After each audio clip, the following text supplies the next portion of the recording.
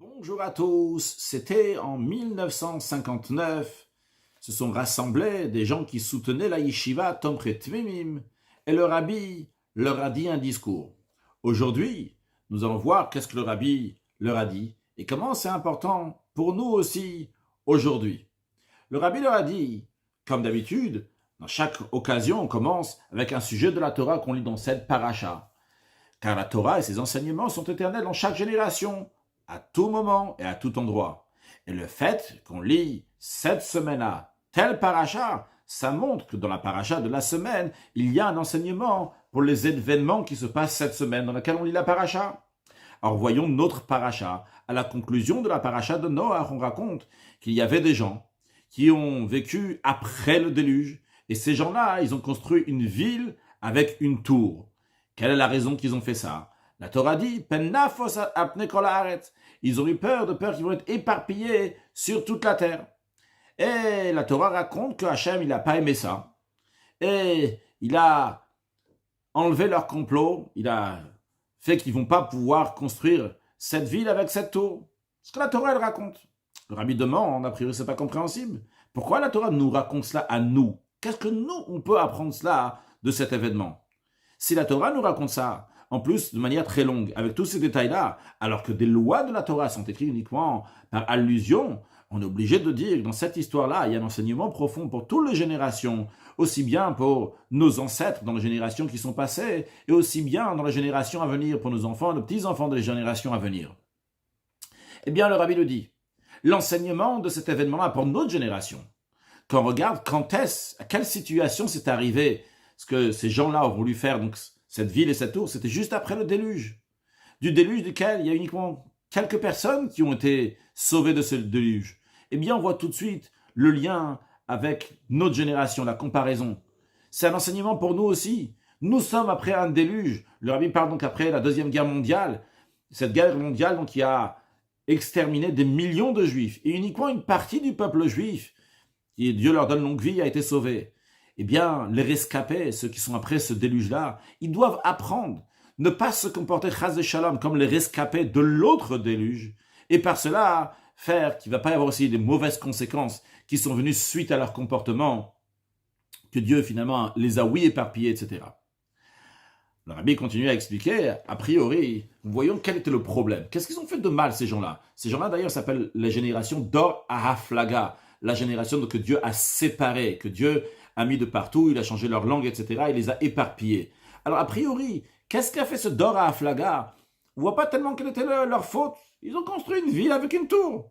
Pourquoi être tellement contre Akadosh Baruch que Dieu il a tout fait pour qu'ils ne vont pas réussir à faire leur ville et leur tour? La Torah raconte qu'ils ont voulu faire ça. À quel but? Venase lanushem, pour se faire un nom.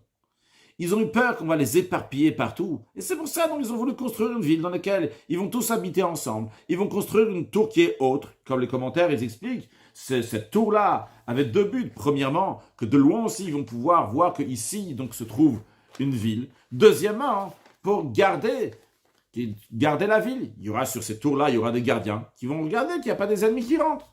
Et le rabbi dit, a priori, il n'y a rien de mal dans ça, ils n'ont pas fauté. Quel est le problème? Le rabbi dit, le problème est le suivant. Lorsque des gens se rassemblent ensemble pour construire une ville, et leur but, c'est uniquement pour pérenniser leur nom, que Nas Lanushem, qu'on va entendre parler d'eux, sans qu'il y ait un but qui est plus haut que ça, juste leur nom va rester à l'éternité. En plus du problème qu'ils pensent seulement d'eux-mêmes, il n'y a rien, il n'y a aucun sens plus haut que ça dans la vie. Mais en plus de ça, lorsque c'est ça le seul but, eh bien à ce moment-là, on peut prendre tous les moyens vont être bons, entre guillemets bons, pour concrétiser ce but-là. Et on risque de prendre des moyens qui ne sont pas justes, qui ne sont pas droits, qui ne sont pas honnêtes, juste pour avoir un nom, pour que tout le monde nous connaisse. Particulièrement que c'était après le déluge. Avant le déluge, Noach, il a dit clairement, pourquoi Hachem amène le déluge? Parce que les gens se comportaient mal. Alors ceux qui ont été sauvés du déluge, qui sont venus après le déluge, ils auraient dû se soucier, arranger ce problème-là, ce problème spirituel, en mettant un sens à la vie, un sens qui est plus haut que juste moi et mon nom. Et qu'est-ce qu'on va penser encore à moi? Ça, ils n'ont pas pensé à tout ça. À la place, qu'est-ce qu'ils cherchaient, ces gens-là qui ont été sauvés du déluge? Uniquement un moyen qu'on va pérenniser leur nom, que tout le monde va se souvenir de leur nom dans les générations à venir. Et ça, c'était leur faute. Et c'est pour ça que Dieu n'a pas aimé ce qu'ils ont fait. Le rabbi nous dit, quel est l'enseignement? C'est clair l'enseignement. Lorsqu'on est sauvé d'un déluge, la première des choses qu'on doit faire attention, ça ne va pas revenir chas v'shalom, la même situation qui a amené le déluge. Faire attention que le takum pa maim tsara, que la souffrance ne va pas revenir une deuxième fois chas v'shalom. Et ça, comment on fait pour pas que ça ne va pas se répéter? C'est pas en construisant une ville, construisant une tour seulement. S'il n'y a pas de sens à cette ville, à cette tour, juste le fait qu'ils vont être grands, qu'ils vont être très très hauts, c'est pas comme ça qu'on arrange la situation. Parce que pour que la ville et la tour, ils vont pouvoir exister, on doit mettre un sens qui est plus haut que la ville et la tour. À ce moment-là seulement, la ville, elle est construite avec réussite, et toutes les choses qui dérangent à la ville, ils deviennent part de la ville et ils vont aider aussi la ville. Alors, qu'est-ce qu'il faut construire? Le rabbi nous dit, ça existe une ville de Gdusha, une ville de sainteté. Ça existe une tour de sainteté. Une ville de Gdusha, à propos duquel il est dit, Ir Elokeinu, une ville de Dieu, c'est-à-dire une ville dans laquelle il y a un sens de sainteté, de divinité. Et une telle ville, elle a besoin d'un migdal, elle a besoin d'une tour. C'est comme c'est écrit dans la halakha, que la synagogue doit être plus haut que toutes les maisons de la ville. Alors ce Bet HaKnesset, le lieu où on va prier, le lieu où on va étudier, ça c'est la tour de la ville.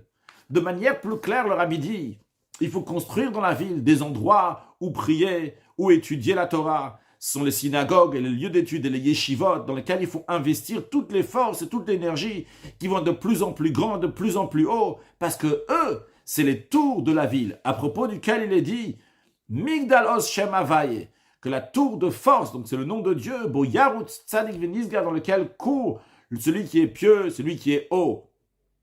Le rabbi fait référence ici, donc ce qui est expliqué dans la note, l'Ikut Torah, le Gimel Parashat, à la fin de Parashat Noach, que ceux qui étaient à l'époque, après le déluge, le Dora Aflaga, ils ont voulu prendre le Ir et le Migdal, la ville et la tour de sainteté spirituelle, les faire venir dans les clipotes, dans les forces du mal.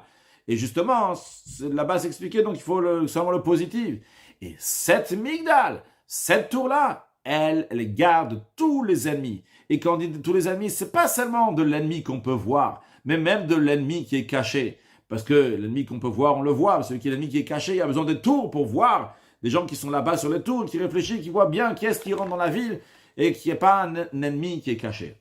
Et lorsqu'on se comporte d'une telle manière, le rabbi dit pas cela, on mérite deux choses. Premièrement, on reçoit l'essentiel du salaire, c'est d'avoir fait la volonté de Dieu avec une grande réussite dans la construction de la ville et de la tour d'Igdusha, de sainteté.